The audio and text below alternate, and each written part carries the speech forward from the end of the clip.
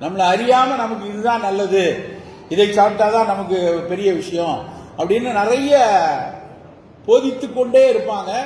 போதித்து கொண்டே இருக்கிறது மட்டும் இல்ல, கையை பிடிச்சி இழுத்து கொண்டு போய் அதுக்குள்ள விடுறதுக்கு அத்தனை விஷயங்கள் இன்னைக்கு தொழில்நுட்பம் கொடுக்குறது.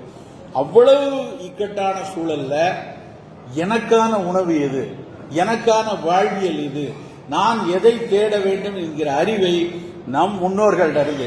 எந்த முன்னோர்கள்?